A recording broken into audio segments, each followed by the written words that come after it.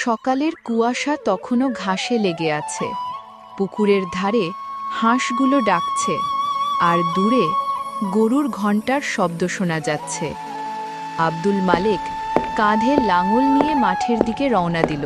শাইনা দরজায় দাঁড়িয়ে, শোনো, একটু খেয়ে তবে যেও, খালি পেটে কাজ করো না। ফসল তুলতে না পারলে খাওয়া দাওয়া কিছুই হবে না শাহিনা, মাঠই আগে। এদিকে রাশেদ তখনও ঘুমে। শাহিনা তাকে ডেকে তুলতে লাগলো। ওই রাশেদ, এত ঘুমালে হবে নাকি? তোর বাবার সাথে মাঠে যাওয়া শেখ। রাশেদ মুখ ঘুরিয়ে বলল, মা, স্কুলে যেতে হবে, আমি মাঠে গিয়ে কি করব? মাঠে পৌঁছে মালেক দেখল আরও কয়েকজন কৃষক কাজ করছে জমিতে। সিরাজ কাকা মালেককে বলে, মালেক, এবছর বৃষ্টি একটু কম হলো, কিন্তু মন খারাপ করো না, মাটি যদি ভালো থাকে তবে ফসল হবে। ঠিক বলেছেন কাকা, আমরা যদি হাল না ছাড়ি আল্লাহ আমাদের ফসল দেবেন। পাশ দিয়ে মজনু হাঁটছিল। সে হেসে বলল, এত খেটে কি হবে মালিক ভাই? শহরে গিয়ে রিক্সা চালালেই তো বেশি আয়, মাটি খুঁড়তে এত কষ্ট কেন? মজনু, মাটি ছাড়া মানুষ বাঁচতে পারে না, শহরের মানুষও তো আমাদের ফসলেই বেঁচে থাকে।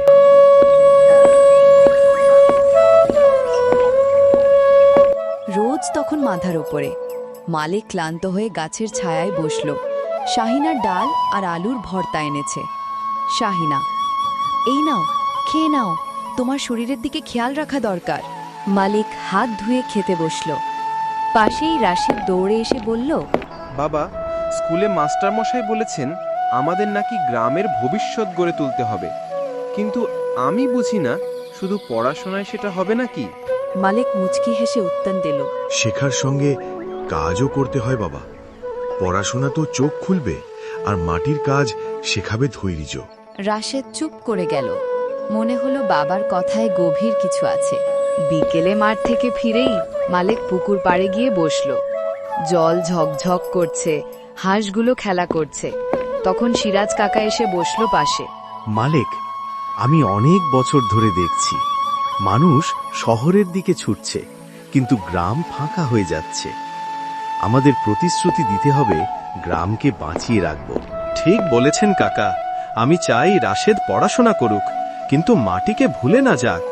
বাবা, আমি প্রতিশ্রুতি দিচ্ছি, পড়াশোনা করব, আবার মাটিকেও ভালোবাসবো। তোমার মতো আমিও হব কৃষক, তবে শিক্ষিত কৃষক। সন্ধ্যায় গ্রামের মসজিদ থেকে আজানের ধ্বনি ভেসে এলো। সবাই ঘরে ফিরছে। শাহিনা চুলার পাশে দাঁড়িয়ে রুটি বানাচ্ছে। মালেক উঠোনে বসে রাশেদকে পড়াতে লাগলো। গণিত শিখতে হবে, তবেই হিসাব মিলবে। কৃষকেরও তো জমির হিসাব রাখতে হয়। বাবা, তাহলে কৃষকও তো বড় বিজ্ঞানী হতে পারে, তাই না? অবশ্যই পারে বাবা। রাত গভীর হলো। আকাশে পূর্ণিমার চাঁদ। উঠোনে বসে মালেক, শাহিনা, রাশেদ আর সিরাজ কাকা। বাতাসে শীতলতা, দূরে বাঁশবনে ঝিঝি পোকার ডাক। আজকের দিনে তোমরা যদি মাটি আঁকড়ে থাকো, আগামী দিনে এই গ্রামই তোমাদের আঁকড়ে ধরবে।